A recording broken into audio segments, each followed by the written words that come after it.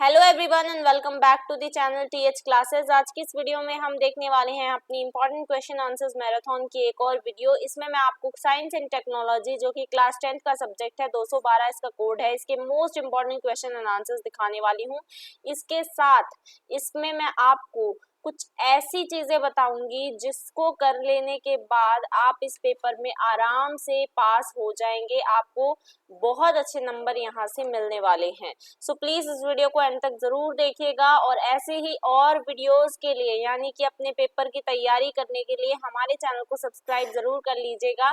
चलिए तो शुरू करते हैं हमारी क्लास को बिना किसी टाइम वेस्ट किए। सबसे पहले मैं आपको यहाँ पर एक बात बताना चाहूंगी, मैंने वो टॉपिक्स आपके लिए हैं जो बार बार एग्जाम में रिपीटेड हैं, यानी कि वो टॉपिक्स जो बार बार पूछे जा रहे हैं, वो ऐसे ऐसे क्वेश्चंस हैं जो कि हर साल आते ही आते हैं, तो उनको हम पहले करेंगे। उसके बाद जो ऐसे इंपॉर्टेंट वंस क्वेश्चन हैं जो कि 1 मार्क में आ जाते हैं या फिर कुछ ऐसे क्वेश्चन होते हैं जो घुमा फिरा के पूछ ले जाते हैं, उनको भी हम लास्ट में करने वाले हैं। चलिए तो शुरू करते हैं। सबसे पहले आपका जो एक क्वेश्चन बनता है वो बनता है मेजरमेंट से। तो मेजरमेंट टॉपिक ही मैंने ले लिया, मेजरमेंट एंड यूनिट। ये आपका फर्स्ट चैप्टर भी है, ठीक है। अगर आप अपनी बुक खोल के देखेंगे तो फर्स्ट चैप्टर ही आपका मेजरमेंट एंड यूनिट के ऊपर है। तो क्वेश्चन आपका बन जाता है व्हाट इज मेजरमेंट। तो measurement to be a counting of the number of times a chosen scale is used, यानी कि अब यहाँ पर एक आपके लिए बहुत अच्छी बात ये रहने वाली है कि ये जो वीडियो है ये बाइलिंगुअल होने वाली है, यानी दोनों लैंग्वेजेस में रहेगी, हिंदी और इंग्लिश में, और इससे आपको आसानी होगी इस जो आपका टॉपिक है उसको समझने में।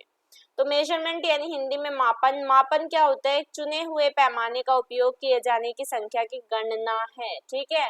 For measurement we require specific scale which is called unit. तो कई बार यूनिट की आपकी डेफिनेशन आ जाती है, डिफाइन यूनिट। यूनिट क्या है? यूनिट वो एक स्पेसिफिक स्केल है जिससे हम मेजरमेंट को मापते हैं, उसको हम यूनिट बोलते हैं। Unit is a defined standard or quantity to measure any physical measurement. Unit क्या होती है? हिंदी में इकाई कहते हैं। इकाई वो एक परिभाषित मानक या मात्रा है जिससे कि हम किसी भी फिजिकल मेजरमेंट को मापते हैं, ठीक है। A unit should be relevant, well defined and convenient to use। इसके 3 कैरेक्टरिस्टिक्स होते हैं, ये आपको याद रखने हैं। पहला रेलिवेंट होनी चाहिए, दूसरा वेल डिफाइंड होनी चाहिए और तीसरा कन्वीनियंट होनी चाहिए, आसानी से हम इसको इस्तेमाल कर सकें। हिंदी में एक इकाई प्रासंगिक, अच्छी तरह से परिभाषित और उपयोग करने के लिए सुविधाजनक होनी चाहिए, ठीक है। वो प्रासंगिक होनी चाहिए, रेलिवेंट होनी चाहिए। ये नहीं कि हमें यहाँ पे दूध को नापना है, मान लीजिए मिल्क को नापना है, तो हम मिल्क को किलोग्राम में या फिर हम उसको लीटर में नापते हैं, है ना। हम उसको मीटर में तो नापेंगे नहीं। तो यूनिट यही होती है कि हम उसको किस यूनिट में नाप रहे हैं, ठीक है। तो उसलिए वो प्रासंगिक होनी चाहिए, अच्छी तरह से परिभाषित होनी चाहिए और सुविधाजनक होनी चाहिए। मेजरमेंट का मतलब समझ गए होंगे आप। मेजरमेंट का मतलब होता है किसी भी चीज को मापना, किसी भी चीज को मापना। उसके बाद नेक्स्ट टॉपिक है आपका एसआई यूनिट्स। ये बहुत इंपॉर्टेंट है, ठीक है। एसआई यूनिट्स, तो एसआई यूनिट्स क्या होती हैं? The SI system of units is based on 7 base units corresponding to 7 base physical quantities. तो इसमें 7 बेस यूनिट्स आती हैं जो कि 7 बेस फिजिकल क्वांटिटीज से कॉरेस्पॉन्डिंग होती हैं, और ये फिजिकल क्वांटिटीज आपकी ये सारी होती हैं, ठीक है। जैसे कि इसकी ये जो है, इसमें क्वेश्चन किस तरीके से बनता है, बताइए करंट की एसआई यूनिट क्या है। तो वहां पे आपको बताना होगा कि करंट की एसआई यूनिट आपकी एम्पियर है, ठीक है। तो ये आपकी कुछ एसआई यूनिट्स मैंने यहाँ पर दिखाई हुई है, अब इसको देख लेते हैं ध्यान से। लेंथ सबसे पहली है, लेंथ। लेंथ को हम सिंबल क्या होता है, एल से दर्शाते हैं, है ना, ऐसे। इसकी एसआई यूनिट क्या है, मीटर। किसी भी चीज का अगर हमें लेंथ बतानी है, मान लीजिए मुझे ये बताना है यहाँ से लेकर यहाँ तक कितनी लेंथ है, तो आप बोलेंगे, आप मान लीजिए बोलते हैं 5, तो 5 के पीछे क्या लगेगा, क्या यूनिट लगेगी, मीटर लगेगी ना, क्योंकि हम लेंथ की बात कर रहे हैं। यहाँ पीछे किलोग्राम तो लग नहीं सकता, नहीं लग सकता ना, क्योंकि हम यहाँ पर किसी चीज की लंबाई की बात कर रहे हैं। उसके बाद है मास। मास, ठीक है। और इस एसआई यूनिट का सिंबल क्या होता है, मीटर का सिंबल है एम। m से हम इसे दर्शाते हैं, जैसे मैंने यहाँ पर m लिखा। मास, मास का मतलब हम वॉल्यूम से भी समझ सकते हैं कि उसकी कितनी वॉल्यूम है, कितना उसका कितना वेट है। मास का सिंबल होता है m, इसका जो एसआई यूनिट है वो है किलोग्राम, इसकी एसआई यूनिट है किलोग्राम, जिसको हम केजी से दर्शाते हैं। उसके बाद है टाइम, टाइम का सिंबल है टी, टी की जो वैल्यू है, जो एसआई यूनिट है वो है सेकंड। अगर आपसे पूछ लिया जाए टाइम की जो एसआई यूनिट है वो बताइए, तो आप लिखेंगे सेकंड, सेकंड को हम एस से दर्शाते हैं। इलेक्ट्रिक करंट जिसको हम आई से दर्शाते हैं, इसकी एसआई यूनिट है एम्पियर। आपको बेसिकली ये याद करनी है और ये याद करनी है, ठीक है, आपको ये याद करनी है। करंट की एसआई यूनिट एम्पियर है, जिसको हम कैपिटल ए में लिखते हैं। थर्मोडायनामिक टेम्परेचर यानी कि टेम्परेचर की जो एसआई यूनिट है वो है केल्विन, केल्विन, ठीक है, इसको हम के से दर्शाते हैं। सब्सटेंस का अमाउंट जानने के लिए मोल, मोल, ठीक है, अमाउंट ऑफ एनी सब्सटेंस मोल।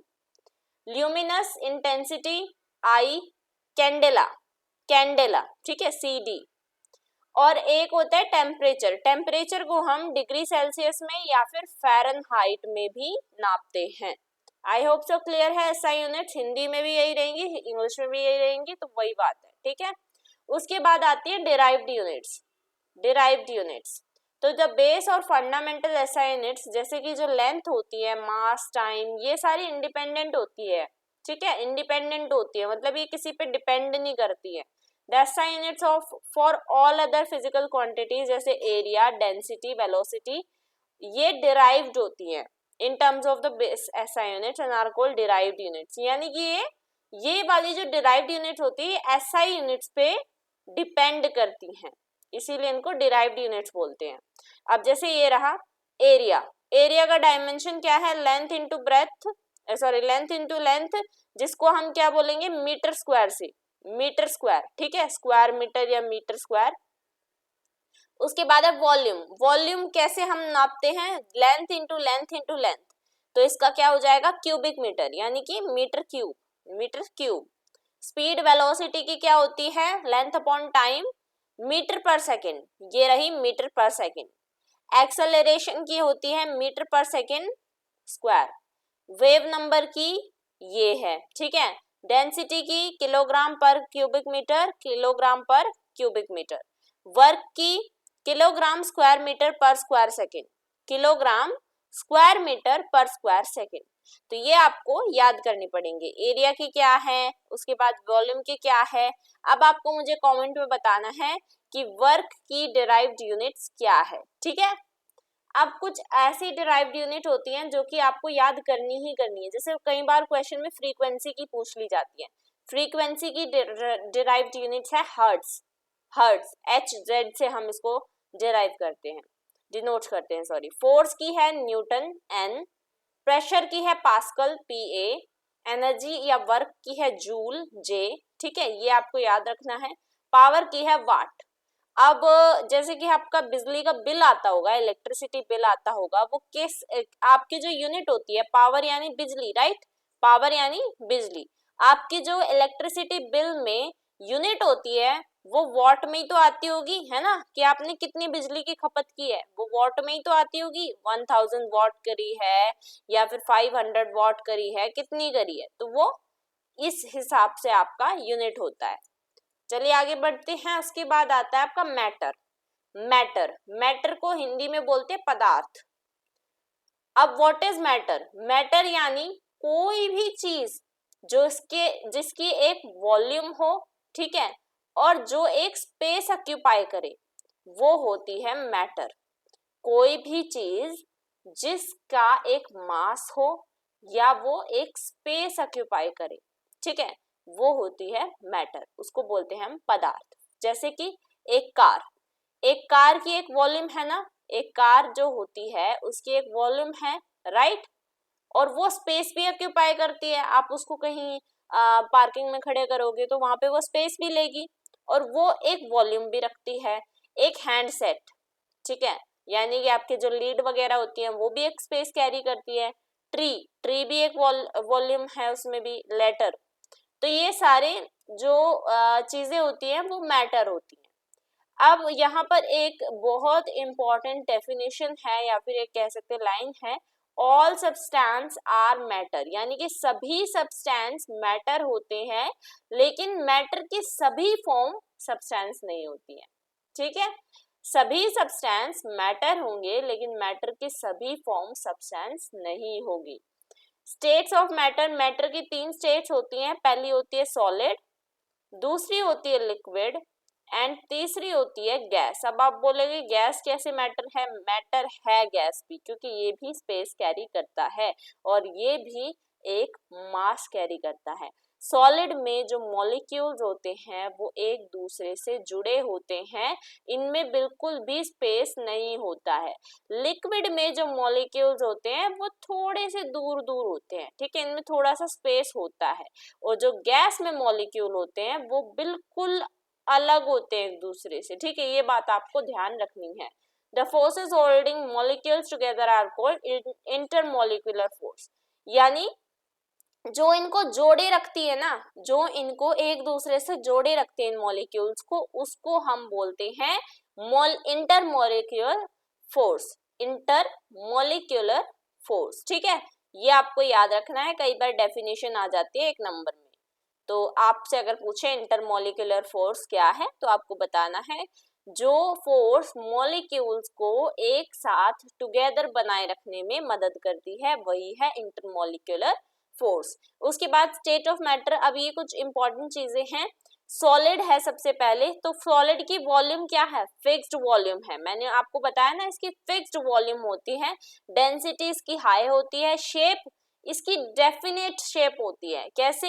अब आप एक पानी की बोतल को अगर देख रहे हैं, सॉरी फॉर दिस ड्राइंग, मेरी ड्राइंग इतनी सही नहीं है, तो ये जो है डेफिनेट शेप कैरी करती है, मतलब इसकी एक कोई शेप होगी। ठीक है, बॉटल हुआ या फिर आपका मेज है वो भी एक सॉलिड है, कोई भी सॉलिड है तो उसकी एक डेफिनेट शेप होगी। ये फ्लो नहीं करता है, फ्लो नहीं करता है ना। आप ये बोतल को थोड़ी ना आप एकदम से फ्लो करवा देंगे, नहीं ना, इसके अंदर जो पानी है यानी जो लिक्विड है वो फ्लो करेगा। और कंप्रेसिबिलिटी इसकी नेग्लिजिबल है, कंप्रेसिबिलिटी नेग्लिजिबल है। उसके बाद आता है लिक्विड, लिक्विड की एक फिक्स्ड वॉल्यूम होती है, सेम ऐसे ही जैसे सॉलिड की है वैसे ही लिक्विड की भी है। डेंसिटी इसकी लो होती है, सॉलिड से कंपेयर करें तो डेंसिटी कम है। शेप इसकी कोई डेफिनेट शेप नहीं है, ये कंटेनर की शेप ले लेता है, मतलब जिस भी कंटेनर में मान लीजिए पानी की बोतल है, ठीक है, पानी की बोतल की जो भी शेप होगी वो शेप वो ले लेगा, है ना, पानी को तो हम उसमें डालेंगे तो वो वही शेप ले लेगा। और ये फ्लो करता है स्मूथली, स्मूथली फ्लो करता है। कंप्रेसिबिलिटी इसकी बहुत कम होती है, बहुत स्मॉल होती है। गैस आती है, फिर गैस की कोई फिक्स्ड वॉल्यूम नहीं है, ठीक है, सॉलिड और लिक्विड की फिक्स्ड वॉल्यूम होती है लेकिन इसकी कोई फिक्स्ड वॉल्यूम नहीं है। इसकी डेंसिटी बहुत कम होती है, लो होती है, इसकी कोई डेफिनेट शेप नहीं है। गैस को आपने ऐसे हवा में उड़ते हुए देखा होगा, उसकी कोई शेप होती है? नहीं होती ना, ये स्मूथली फ्लो करती है, ये हाईली कंप्रेसिबल होती है, ठीक है, इसको हम दबा सकते हैं। उसके बाद सेम चीज हिंदी में दी गई है। पदार्थ क्या है? तो पदार्थ कुछ भी जिसमें द्रव्यमान होता है, द्रव्यमान को आप हिंदी में इंग्लिश में मास बोलते हैं या वॉल्यूम बोलते हैं, जहां पे वो जगह घेरे, ठीक है, और स्थान घेरता है, जैसे कि एक कार, एक हैंडसेट, एक पेड़ या फिर एक पत्र। सभी पदार्थ पदार्थ हैं लेकिन पदार्थ के सभी रूप पदार्थ नहीं है। पदार्थ की अवस्थाएं कैसी होती हैं? पहला ठोस, फिर तरल, फिर गैस, वही आपके सॉलिड, ठीक है, लिक्विड और गैस, ठीक है, इनको हिंदी में बोलते हैं ठोस, तरल, गैस। अणुओं को एक साथ रखने वाले बलों को अंतर आणविक बल कहा जाता है। अगर हिंदी में आपसे पूछ लिया जाए अंतर आणविक बल क्या है, जो बल आपके इन सभी में जो अणु होते हैं उनको एक साथ रखता है, जोड़ता है, उसको हम अंतर आणविक बल कहते हैं। आगे बढ़ते हैं, उसके बाद इंपॉर्टेंट वंस में आते हैं आपके difference between homogeneous and heterogeneous mixture. ये बहुत बार पूछ लिया जाता है, कई बार क्वेश्चन आ जाता है बताइए होमोजीनियस इनमें से कौन सा मिक्सचर नहीं है, तो वहां पर आप कंफ्यूज हो जाते हैं। कई बार एमसीक्यू में इसके क्वेश्चन आ जाते हैं, पर हमें इस टॉपिक को अच्छे से पढ़ना है। होमोजीनियस मिक्सचर बेसिकली ये लगा दीजिए कि आप अगर एक चीज को मान लीजिए मैंने यहाँ पर सॉल्ट को पानी में, वाटर में मिलाया, ठीक है, नमक को अगर मैं पानी में घोल रही हूँ, अगर वो अच्छी तरह घुल जाता है तो उसको हम होमोजेनियस मिक्सचर बोलते हैं, ठीक है। अच्छी तरह घुल जाए जो किसी चीज में, लिक्विड में अच्छी तरह घुल जाए तो उसको हम होमोजेनियस बोलते हैं। हेट्रोजेनियस का एग्जांपल है सैंड को वाटर में मिलाना, यानी कि पानी में मिट्टी को मिलाना या सैंड को मिलाना, रेत को मिलाना बेसिकली। तो वो आपने देखा होगा अगर हम रेत को मिलाते हैं पानी में तो वो रेत ऊपर ऊपर या तो ऊपर आएगी या फिर वो नीचे बैठ जाएगी, वो अच्छी तरह घुलेगी नहीं, तो उसको हम हेट्रोजेनियस मिक्सचर बोलते हैं, ठीक है। अब देखिए इसके डिफरेंसेस हैं। It has a uniform composition, यानी कि होमोजेनियस का एक जो कंपोजिशन होता है वो यूनिफॉर्म होता है, हेट्रोजेनियस का नॉन यूनिफॉर्म कंपोजिशन होता है। यहाँ पर आप देखिए होमोजेनियस मिक्सचर का जो कंपोजिशन है वो ऐसे है, बिल्कुल मतलब लाइन टू लाइन चल रही है, यूनिफॉर्म उसमें चल रहे हैं। लेकिन यहाँ पर देखिए हेट्रोजीनियस जो है वो यूनिफॉर्म नहीं चलते हैं, कोई यहाँ है, कोई यहाँ है, कोई यहाँ है, कोई यहाँ है, ऐसे। It has only one phase, इसका सिर्फ एक फेज होता है, इसके दो या दो से ज्यादा फेजेस हो सकते हैं, यानी इसको घुलने में भी टाइम लगता है। इसको हम सेपरेट फिजिकली नहीं कर सकते हैं। क्या हम नमक एक बार जो पानी में घुल गया उसको सेपरेट कर सकते हैं? नहीं। लेकिन सैंड जो पानी में घुल गई है उसको हम सेपरेट कर पाएंगे, तो हेट्रोजीनियस को सेपरेट कर सकते हैं। होमो का मतलब होता है सेम, हेट्रो का मतलब होता है डिफरेंट, तो सेम वही चीज है, इसका होमो का मतलब है सेम, जो मतलब घुल जाए अच्छी तरह, सेम एकदम पानी में मिलके पानी जैसा ही हो जाए। हेट्रोजीनियस का मतलब है डिफरेंट, जो बिल्कुल ही डिफरेंट है, अपने बिल्कुल डिफरेंट फंक्शंस कैरी करते हैं। तो सैंड जो है वो बिल्कुल अलग है पानी से, that is the example. A mixture of alcohol and water, अगर हम पानी में दारू को मिलाते हैं तो वो अच्छी तरह घुल जाती है ना, और बाद में हम उसको हम उसको सेपरेट भी नहीं कर सकते। हेट्रोजीनियस एक मिक्सचर मान लीजिए सोडियम क्लोराइड और सैंड का, तो हम वही मैंने आपको बताया, वाटर और सैंड को अगर आप मानते हैं तो वही बात है, ठीक है। आगे बढ़ते हैं, हिंदी में देख लेते हैं। हिंदी में आपका है समांगी मिश्रण और विषमांगी मिश्रण।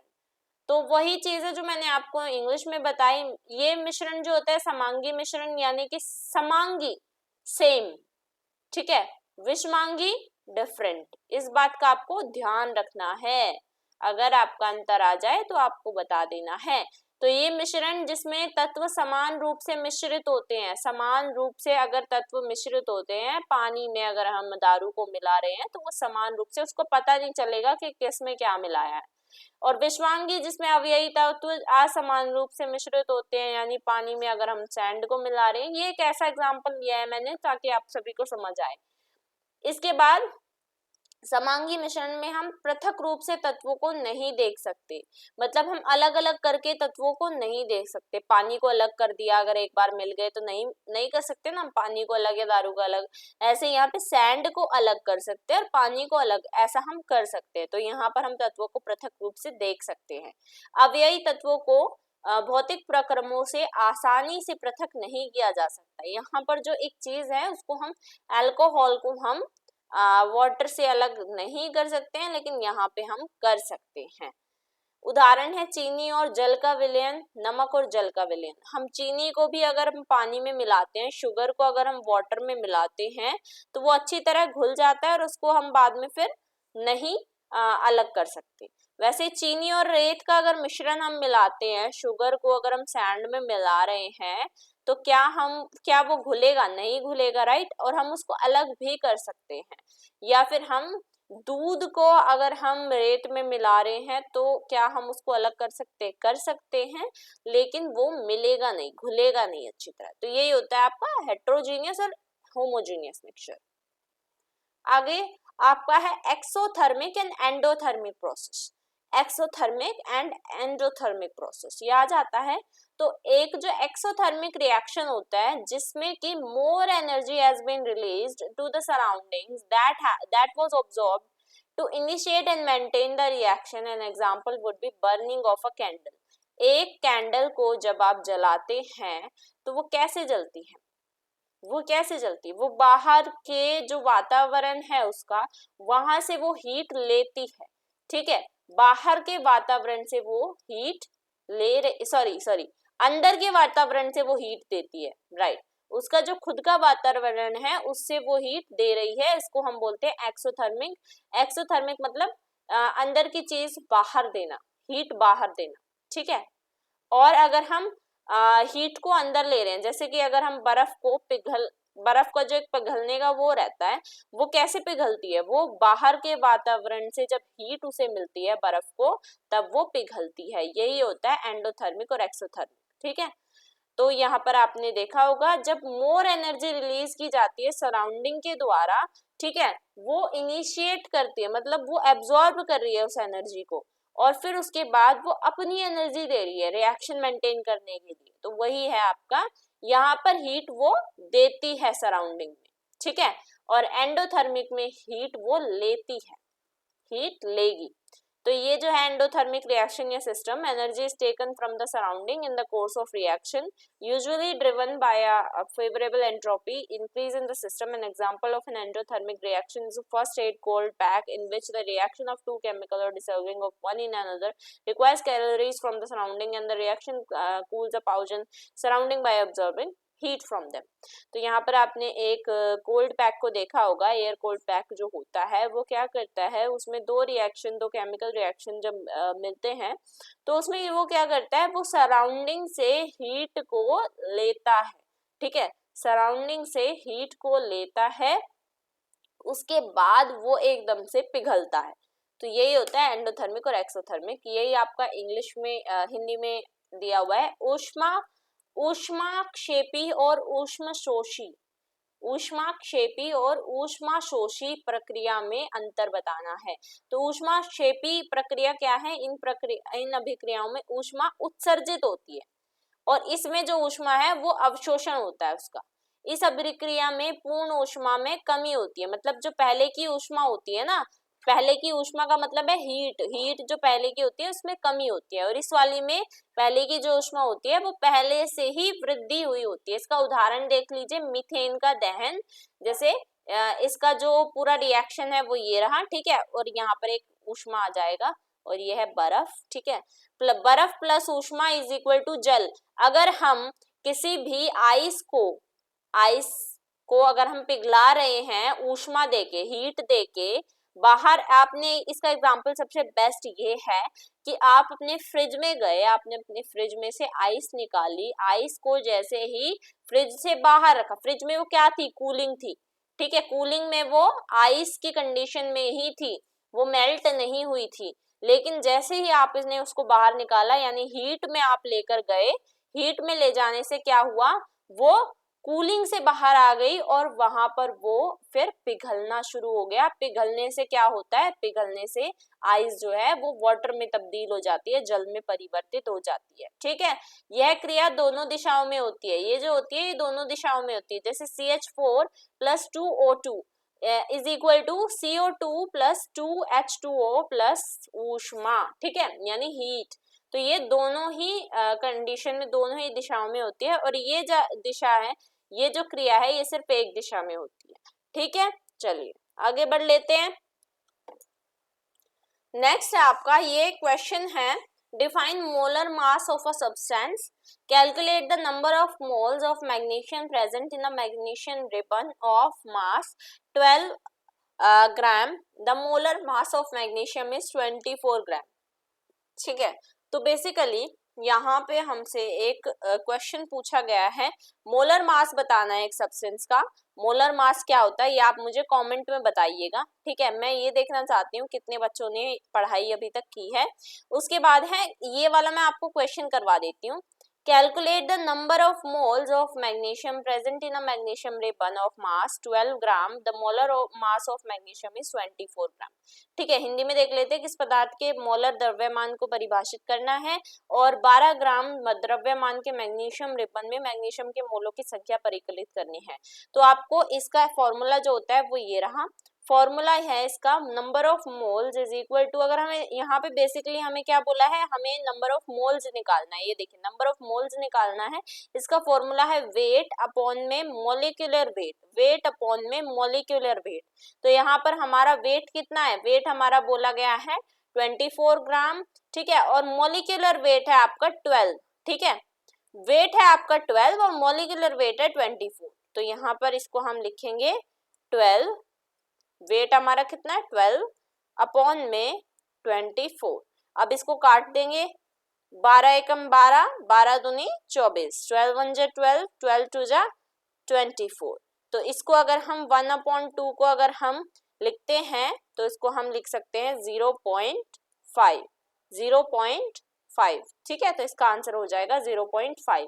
तो इस तरीके से आपको करना है। नंबर ऑफ मोल्स का फॉर्मूला होता है वेट अपॉन मॉलिक्यूलर वेट। तो इसका वेट यहाँ पे था 12 ग्राम और इसका मॉलिक्यूलर वेट था 24 ग्राम। मॉलिक्यूलर वेट हमने कैसे पता चला? मॉलिक्यूलर, मैंने आपको बताया था ना कि आपको अगर किसी भी सब्सटेंस का मॉलिक्यूलर वेट निकालना है तो इसके लिए हमें लास्ट में MOL लिखा होगा, MOL, ठीक है। तो इसीलिए हमें ये पता चला। आगे बढ़ लेते हैं। What is meant by buoyant force? ठीक है। State the factors on which the magnitude of the buoyant force acting on a body at a given place depends. तो buoyant force यानी कि उत्प्लावन बल से क्या तात्पर्य है? उत्प्लावन बल क्या होता है? The upward force exerted on a body immersed in a fluid is called buoyant force. It depends on the density of the fluid and on the volume of the body immersed. तो किसी द्रव में डूबे हुए पिंड पर ऊपर की ओर लगने वाले बल को उत्प्लावन बल कहा जाता है या द्रव के घनत्व और डूबे हुए पिंड के आयतन पर निर्भर करता है, ठीक है। इसको आपको लर्न कर लेना है, बुओयंट फोर्स का कई बार आ जाता है। आगे बढ़ते हैं। नेक्स्ट है आपका renewable and non renewable force, renewable and non renewable resources. Hindi में है अनवीकरणीय ऊर्जा स्रोत और नवीकरणीय ऊर्जा स्रोत में अंतर कई बार पूछ लिया जाता है, या फिर कई बार क्वेश्चन ऐसा आता है कि रिन्यूएबल फोर्स रिन्यूएबल रिसोर्सेज के एक एग्जाम्पल को बताइए। तो आपको ये ध्यान रखना है। तो आप देख लीजिए एक बार, रिन्यूएबल रिसोर्सेज कौन सी होती हैं? ये रिसोर्सेज वो रिसोर्सेज होती है जिसको हम रिन्यू कर सकते हैं। रिन्यूएबल नाम से ही पता चल रहा है, रिन्यू कर सकते हैं हम, इसको रिप्लेनिश कर सकते हैं। नेचर इसका ऐसा होता है किसी एक शॉर्ट टाइम में हम इसको रिन्यू कर सकते हैं। नॉन रिन्यूएबल वो सोर्सेज होती हैं जिसको हम रिन्यू तो हो जाएंगी लेकिन बहुत ज्यादा स्पैन ऑफ टाइम लगेगा, ठीक है। बहुत ज्यादा लंबा समय लगता है, जियोलॉजिकल टाइम लगता है इसको दोबारा बनने में।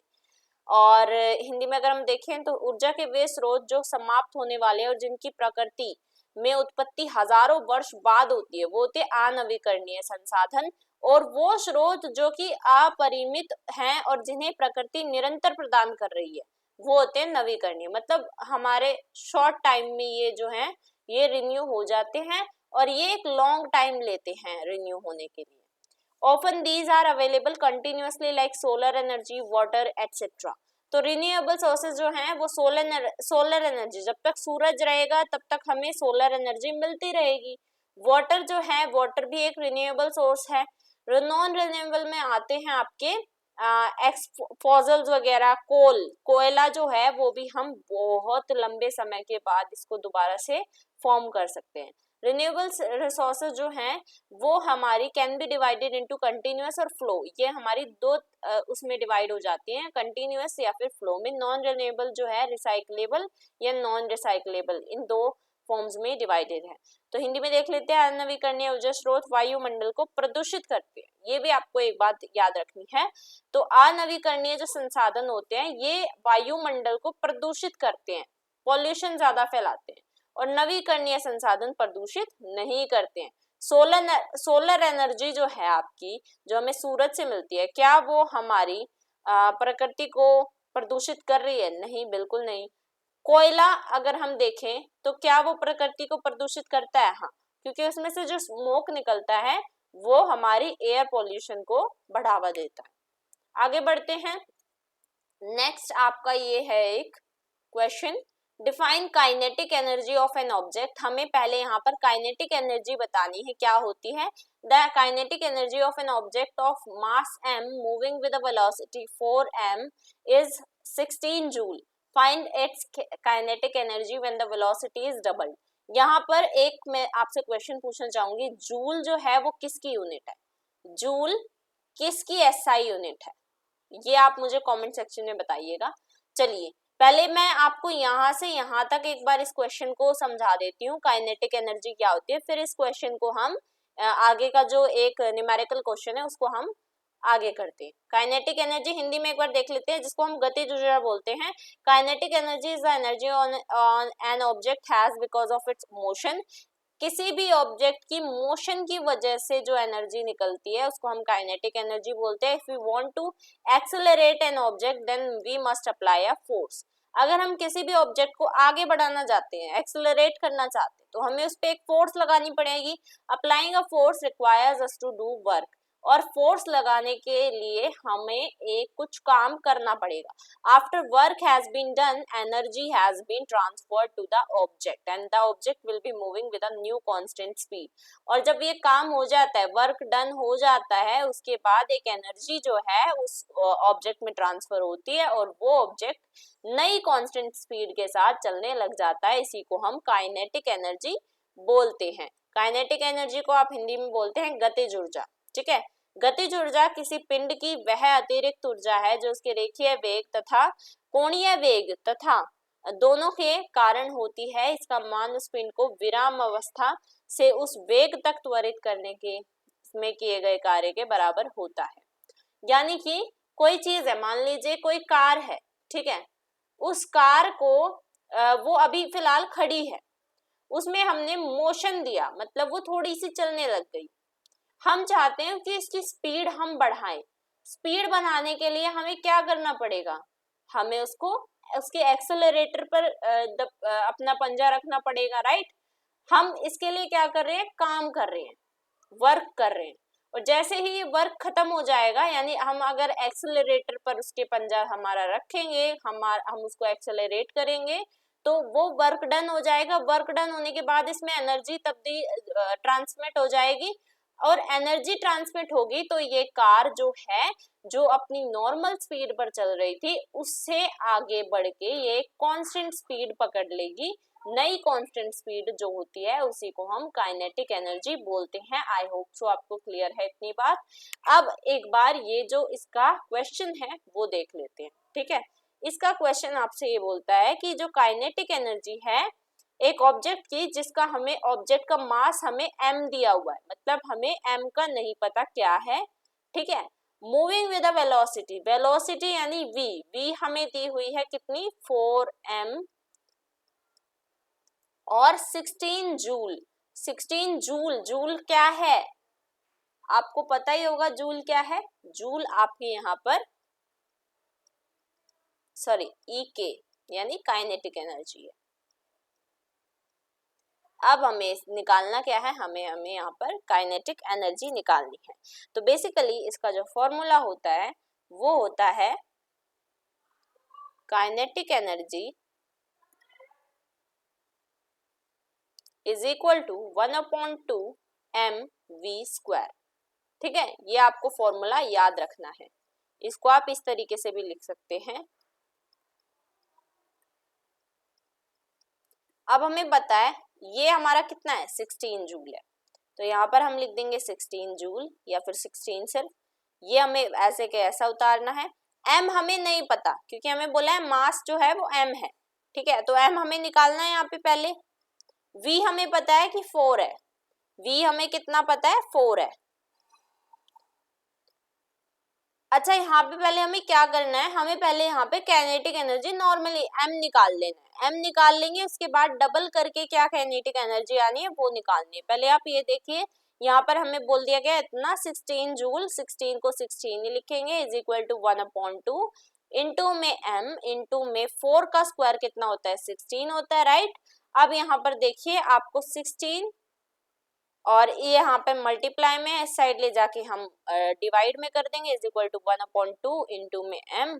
तो ये हो जाएगा 16 को हम 16 से अगर हम भाग देंगे तो 1 ही आएगा। 1/2 यहाँ पे ये डिवाइड में, इस साइड जाके मल्टीप्लाई में हो जाएगा। 1 into 2 is equal to m। तो m हमारा कितना आ गया? m हमारा आ गया 2। ठीक है, m हमारा आ गया 2। अब हमें निकालनी है काइनेटिक एनर्जी अगर वेलोसिटी डबल हो जाती है। काइनेटिक एनर्जी क्या होगी अगर वेलोसिटी डबल हो जाती है? फिलहाल हमने वेलोसिटी कितनी ली थी? फिलहाल हमने वेलोसिटी ली थी 4, ठीक है। अगर यही वेलोसिटी डबल हो जाएगी तो हमारा कितना हो जाएगा, 4 इंटू 2 8, 4 इंटू 2 8। तो अब हमारा क्या हो गया, हम यहाँ पे लिखेंगे kinetic energy is equal to 1/2 mv², ठीक है, 1/2 mv²।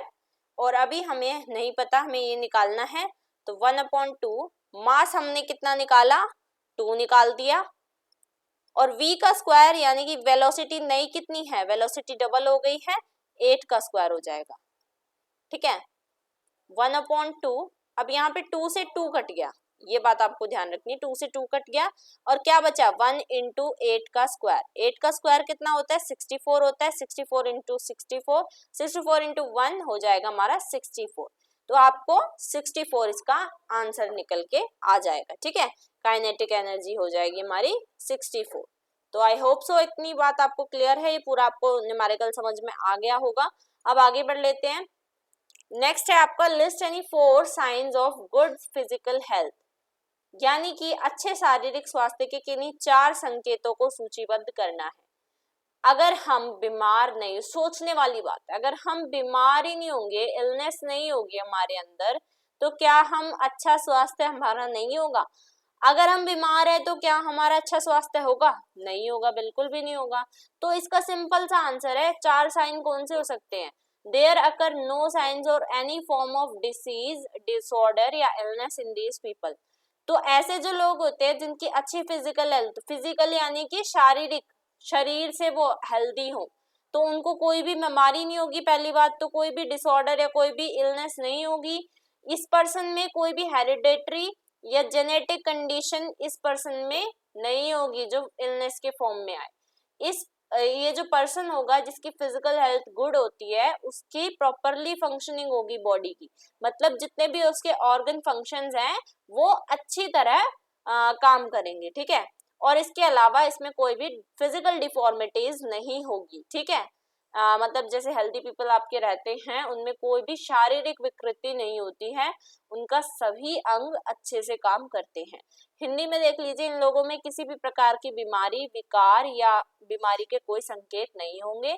व्यक्ति किसी भी प्रकार की बीमारी से जुड़ी हुई वंशानुगत आनुवंशिक स्थिति प्रदर्शित नहीं करता है, उसके पास सभी अंग है, जो जितने भी उसके अंग होते हैं वो सभी जो है वो बराबर रूप से कार्य कर रहे होंगे, और जो स्वस्थ लोग होते हैं उसमें किसी भी प्रकार की कोई शारीरिक विकृति नहीं होती है। आगे बढ़ते हैं। Mention any 4 steps which may be taken to prevent damage due to floods, यानी कि कहीं पे अगर बाढ़ आ गई है, बाढ़ आने के बाद हमें कौन से 4 स्टेप्स लेने चाहिए जो कि हमें बाढ़ से जो डैमेज हुआ है उसको रोकने में हमारी मदद कर सकता है। Close any foundation cracks with mortar and masonry caulk or hydraulic cement which expand and fill gaps completely, यानी कि अगर कहीं भी कोई क्रैक है तो उसको हमें फिल कर देना है ताकि पानी वहां ना घुसे, और पानी घुसने की वजह से कई बार ऐसा होता है कि नीचे की सतह ही अगर ठीक नहीं है, मान लीजिए ये सतह है, इसके ऊपर घर बना हुआ है, अगर ये ठीक नहीं है, यहाँ क्रैक है, तो ये घर तो पूरा ढह जाएगा ना पानी की वजह से। तो इस चीज को हमें ध्यान रखना है। वॉल्स जो है बेसमेंट की उनको सील करना है, किससे, वाटर प्रूफिंग कंपाउंड से, ताकि सीपेज ना हो। Make sure any floor drains are clear of obstructions, और फ्लड वेंट्स हम लगा सकते हैं। फ्लड वेंट्स जो आते हैं वो बाढ़ के उसको पानी को भरने से रोकते हैं। हिंदी में देख लीजिए, बाढ़ के कारण होने वाली क्षति को रोकने के लिए उठाए जाने वाले किन्हीं 4 कदमों का हमें उल्लेख करने हैं। मोटार और चिनाई वाले कोल के हाइड्रोलिक सीमेंट के साथ किसी भी नींव की दरार को बंद कर सकते हैं जो अंतराल को पूरी तरह से फैलाता है और भरता है। रिसाव से बचने के लिए वाटर प्रूफिंग यौगिकों के साथ अपने तहखाने में दीवारों को सील कर सकते हैं। क्या करके, वाटर प्रूफिंग जो यौगिक होते हैं उनको सुनिश्चित करना चाहिए कि कोई भी मंजिल, नालियां अवरोधों से मुक्त हैं। बाढ़ वेंट स्थापित करने चाहिए। नेक्स्ट है main features of Mendeleev's periodic table. तो कई बार ये क्वेश्चन पूछ लिया जाता है, इंपॉर्टेंट क्वेश्चन है आपका। तो यहाँ पर हमसे बेसिकली मेंडलीव की जो पीरियोडिक टेबल है उसके 4 फीचर्स पूछे गए। तो Mendeleev's periodic table vertical columns are named as groups and horizontal columns are named as periods. तो यहाँ पे जो वर्टिकल कॉलम्स है उसको इन्होंने ग्रुप के नाम से दिया है, हॉरिजॉन्टल को इन्होंने पीरियड्स के नाम से बोला है।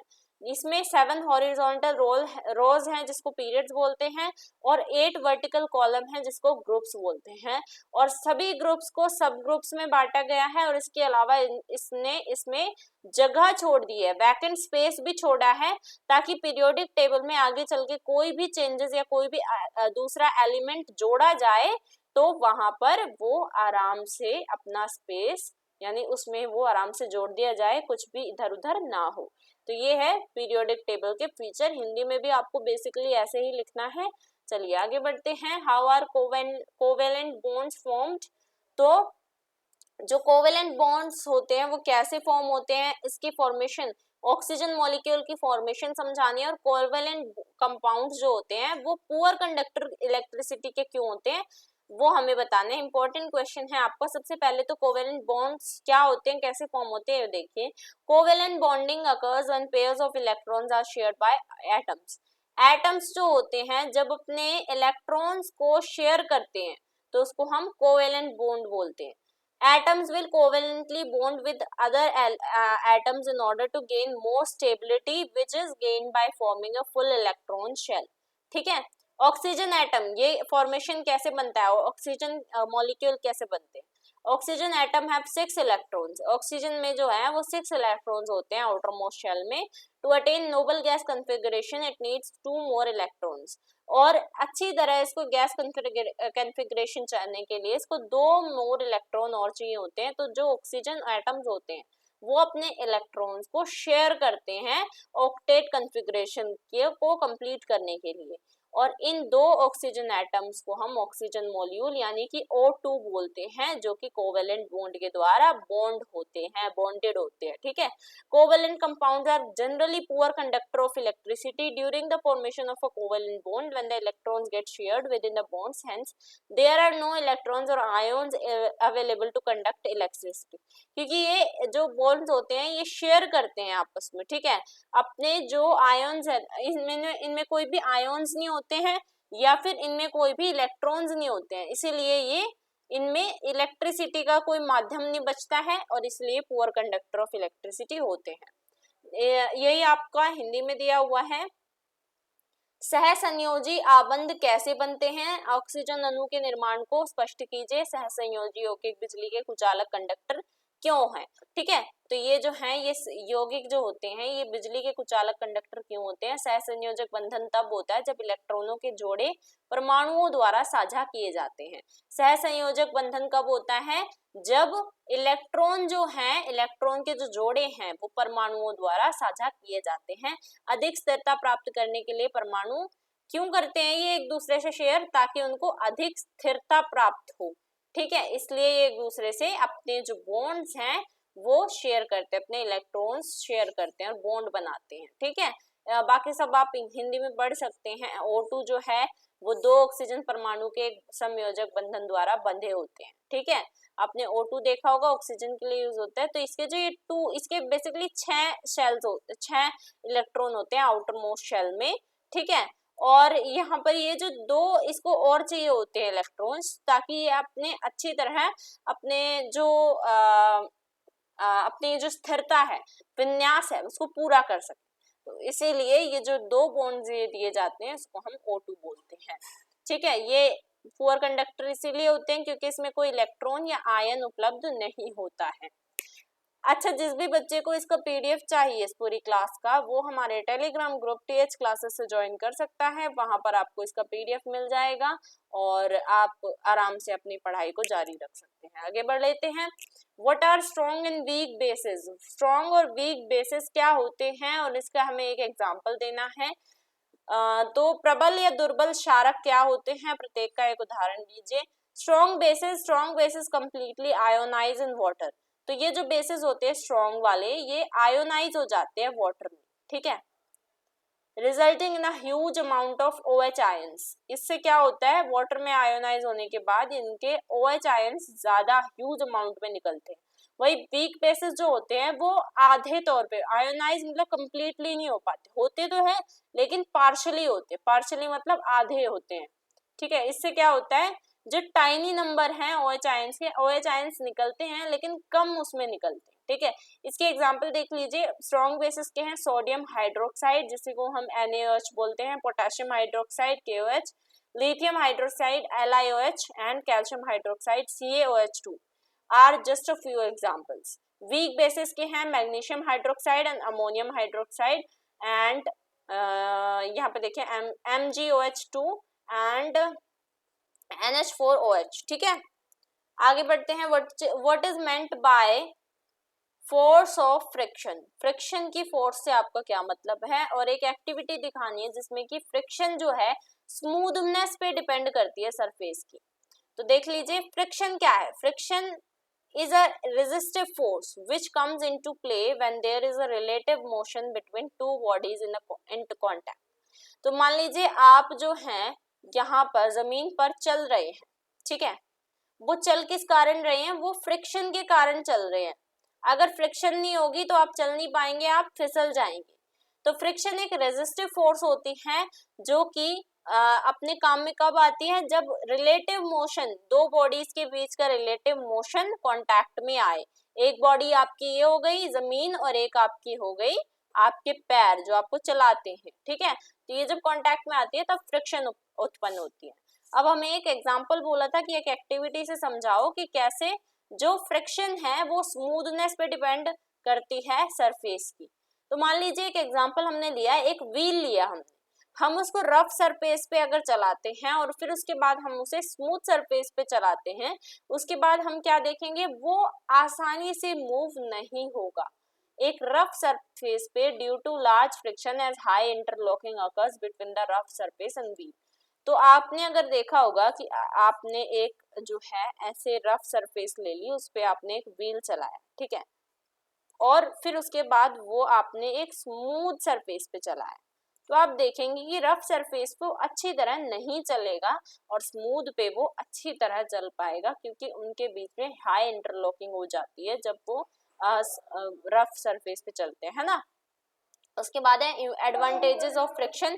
Friction enables us to walk freely, ठीक है। फ्रिक्शन से हम आसानी से वॉक कर पाते हैं, फ्रिक्शन नहीं होगा तो हम वॉक नहीं कर पाएंगे। ये हमारे लैडर जो मतलब आपकी जो दीवारें होती हैं, दीवारों पे अगर आप सीढ़ियों को ऐसे रखते हैं, राइट, अगर फ्रिक्शन नहीं होगी तो आप इसको ऐसे नहीं रख पाएंगे, वो सीधा नीचे गिर जाएगी, ठीक है। घर्षण जिसे हम हिंदी में बोलते हैं। It becomes possible to transfer one form of energy to another. एक फॉर्म एनर्जी की दूसरी में अगर हमें ट्रांसफर करनी है वो फ्रिक्शन के कारण ही हो जाता है। Objects can be piled up without slipping. अगर हम फ्रिक्शन नहीं होगी तो वो फिसलने लग जाएंगी चीजें, वो फिर एक दूसरे में टिकी हुई नहीं रहेंगी। Brakes of vehicles work due to friction.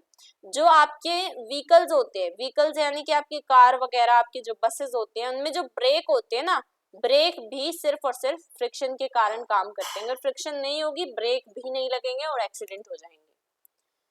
Same आपकी हिंदी में दी हुई है, आप आई होप सो आप इसको पढ़ लेंगे। एक बार मैं आपको नॉर्मली बता देती हूँ। घर्षण क्या होता है? घर्षण एक प्रतिरोधक बल है जो तब खेल में आता है जब संपर्क में दो निकायों के बीच सापेक्ष गति होती है। एक पहिया हमने ले लिया, उसको उबड़ खाबड़ सतह पर अगर हम चलाएंगे तो फिर उसके बाद अगर हम चिकनी सतह पर उसको लेके जाएंगे तो हम देखेंगे कि बड़े घर्षण के कारण उबड़ खाबड़ सतह पे वो आसानी से नहीं चल पाएगा, क्योंकि उबड़ खाबड़ सतह पे जो पहिया होता है वहां पर इंटरलॉकिंग हो जाती है, ठीक है, वो चल ही नहीं पाएगा। मान लीजिए आपने एक चीज आपने ये देखा होगा कि आप अगर किसी ऐसी सड़क पे चल रहे हैं जहां पर बहुत सारे पत्थर है, उबड़ खाबड़ सतह, आप खुद वहां पर चलने में थोड़ा सा टाइम लगाएंगे, क्यों? क्योंकि इंटरलॉकिंग हो जाती है, ठीक है, आप नहीं चल पाएंगे। वहीं एक स्मूथ सतह है तो आप वहां पर फिसलने लग जाते हैं, वहां पर आप आसानी से चल सकते हैं। तो यही आपकी होती है क्या? घर्षण बल, ठीक है। घर्षण के लाभ आपको ये सारे देख लेने हैं, हिंदी मैंने आपको समझाई दी है। उसके बाद है नेक्स्ट, आपका एक रे डायग्राम आपको बनाना है और उसके बाद हमें फेनोमेनन समझाने हैं, dispersion of white light through a glass prism. एक ग्लास प्रिज्म जो होता है उसके फेनोमेनन में जब हम लाइट को पास करते हैं तो फिर क्या होता है ये हमें इसमें समझाना है। When ray of light enters the prism it blends because of refraction of light. जब भी एक रे ऑफ लाइट एंटर करती है, एक लाइट हमारी प्रिज्म में एंटर करी, तो उसके बाद जब वो लाइट्स बाहर निकलती हैं तो वो निकलती है रेनबो के तौर पे। रेनबो में कितने सारे कलर होते हैं ना, उसके तौर पे वो निकलती है। ये कलर्स कौन कौन से होते हैं? Violet, indigo, blue, green, yellow, orange and red. इसको आप पढ़ लीजिएगा। The formation of a rainbow is a natural phenomenon which is caused by the dispersion of sunlight in the sky. क्यों होती है ये? क्योंकि सनलाइट जो है वो डायरेक्ट पड़ती है इस लाइट पे और इससे फिर वो रिफ्रैक्शन होती है। हिंदी में देख लेते हैं। हिंदी में भी सेम वही बात है कि एक प्रिज्म जो है, जब प्रकाश की किरण एक प्रिज्म में प्रवेश करती है तो ये प्रकाश के अपवर्तन के कारण झुक जाती है। जब प्रकाश की किरण अंततः प्रिज्म से बाहर निकलती है तो ये अपने मूल पथ से काफी विचलित हो जाती है। और इंद्रधनुष का निर्माण क्यों होता है? क्योंकि एक प्राकृतिक घटना है जो आकाश में सूर्य के प्रकाश के फैलाव के कारण होती है। अब आपसे एक डायग्राम के तौर पे इसमें पूछा था, तो ये रहा इसका डायग्राम। ठीक है, देखिए इसके डायग्राम से अच्छी तरह समझते हैं। अब मान लीजिए ये एक प्रिज्म है, पूरा एक ग्लास का प्रिज्म है। यहाँ से अगर व्हाइट लाइट जा रही है, यहाँ पे अगर सूरज है तो सामने इसकी लाइट जाकर इसमें टकरा के उसके बाद ये कुछ अलग अलग रंगों में जो है परिभाषित हो जाती है, अलग अलग रंगों में चली जाती है। इसी को हम रेनबो बोलते हैं। इसी से हमारा इंद्रधनुष का निर्माण होता है, व्हाइट लाइट से। ठीक है, आई होप सो क्लियर है। आगे बढ़ते हैं। नेक्स्ट है आपका डायग्राम बनाना है आपका फ्लावर का, और उसके कुछ फंक्शंस भी बताने के लिए आ जाते हैं। ठीक है, यहाँ पर आपके बहुत से डायग्राम आते हैं, जैसे ईयर का डायग्राम भी आ जाता है। ठीक है, रेस्पिरेटरी सिस्टम, ये डायग्राम्स मैं आपको कुछ ऐसे बता रही हूँ जो आपको याद कर लेने हैं, यानी कि देख अच्छी तरह इनकी प्रैक्टिस करके जानी है। ईयर का, रेस्पिरेटरी सिस्टम का, रिप्रोडक्शन सिस्टम ह्यूमन में जो होता है उसका। ठीक है, और आपके फ्लावर का डायग्राम, ये मैंने आपको पीछे दिखाया प्रिज्म वाला, ये भी आपको याद कर लेना है। Draw a neat diagram of a flower. Flower structure कैसा होता है? यहाँ पर देखिए सबसे ऊपर स्टिग्मा है।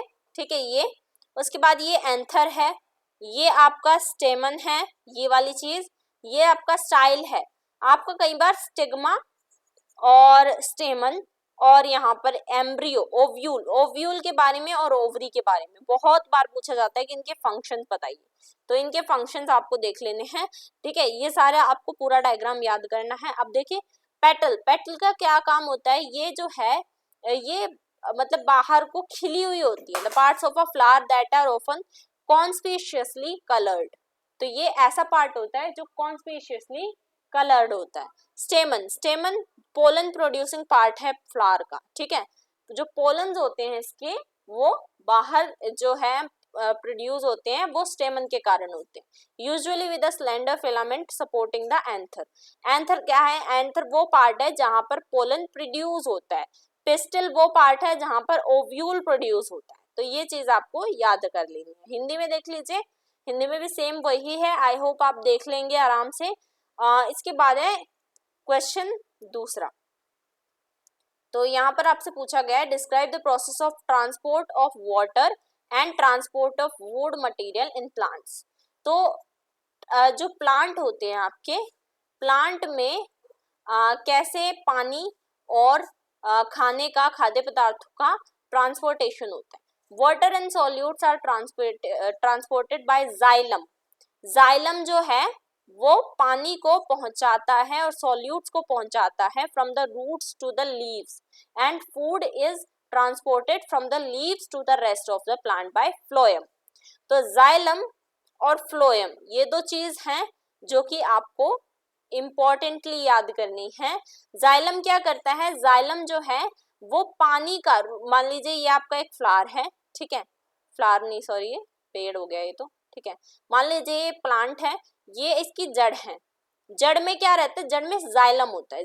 जब हम पानी डालते हैं, पानी इन जड़ों में ही तो डालते हैं ना, जड़ से वो कहाँ जाते हैं? वो पत्तियों में जाता है, पत्तियों में पहुंचाता है जाइलम। उसके बाद फ्लोएम का काम क्या होता है? फ्लोएम का काम होता है इनसे यहाँ पर पूरे पार्ट्स में प्लांट के खाना पहुंचाना। ठीक है, और वो खाना किस चीज से बनता है? वो खाना बनता है फोटोसिंथेसिस प्रोसेस से। ठीक है, फोटोसिंथेसिस प्रोसेस से। हिंदी में देख लीजिए, पौधों में जल के अभिगमन और खाद्य पदार्थों के अभिगमन के प्रक्रमों का वर्णन कीजिए। अब एक चीज और है, the process by which water evaporates from the leaves and draws more water from the root is called transpiration. Transpiration वो प्रोसेस होती है जिसमें कि जो पत्तियों पे जो पानी होता है ना वो कैसे एवोपरेट हो जाता है, यानी कि वो सूख के भाप बन के उड़ता है, उसके बाद जो रूट्स होती हैं रूट से ज्यादा पानी फिर दोबारा पत्तियों में चला जाता है, इसी को हम ट्रांसपिरेशन प्रोसेस बोलते हैं। पानी और विलय को जाइलम द्वारा जड़ों से पत्तियों तक ले जाया जाता है और भोजन को पत्तियों से फ्लोएम द्वारा। मैंने हिंदी में आपको समझा ही दिया, बेसिकली आपको ये पढ़ लेना है और आपको इसी तरीके से वाष्प उत्सर्जन जो है वो कहलाता है। पानी जब जड़ों से ऊपर आपकी लीव्स में जाता है उसी को हम वाष्प उत्सर्जन कहते हैं। उसके बाद है आपका एयर पोल्यूटेंट। प्राइमरी और सेकेंडरी कौन से क्या होते हैं, इनका क्या मतलब है और उसके एग्जाम्पल बताएं। तो प्राइमरी एयर पॉल्यूटेंट्स जो होते हैं वो फॉर्म होते हैं और एमिट होते हैं डायरेक्टली फ्रॉम पर्टिकुलर सोर्सेस। कुछ पर्टिकुलर सोर्सेस होती है जो एयर पॉल्यूटेंट्स ये डायरेक्टली फॉर्म होते हैं। Example are particulates, carbon monoxide, nitrogen oxide and sulphur oxide. ठीक है, तो ये आपके एग्जाम्पल हैं, जैसे carbon monoxide, nitrogen monoxide, sulphur monoxide, ये डायरेक्टली आपके किसी एक पॉल्यूटेंट्स जो प्राइमरीली ये जो सोर्सेस होती हैं इनसे फॉर्म होते हैं। सेकेंडरी एयर पॉल्यूटेंट वो होते हैं जो कि लोअर एटमॉस्फेयर के द्वारा केमिकल रिएक्शन से फॉर्म होते हैं। ठीक है, ये कुछ ऐसे होते हैं पॉल्यूटेंट जो प्राइमरी भी हो सकते हैं, सेकेंडरी भी हो सकते हैं।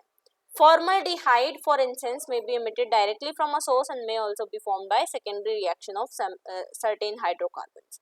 तो एक फॉर्मलडिहाइड ये एक ऐसा एग्जाम्पल है जो कि आपका प्राइमरी भी हो सकता है और सेकेंडरी पॉल्यूटेंट भी हो सकता है। अगर आ जाए तो आपको बताना है।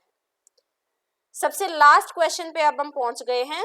लास्ट क्वेश्चन है आपका, describe the Rutherford model of atom, state the drawbacks of this model of atom. तो आपका रूथरफोर्ड का जो मॉडल है एटम का उसके ड्रॉबैक बताने हैं और इसको समझाना है। Rutherford atomic model failed to explain the stability of electrons in the circular path।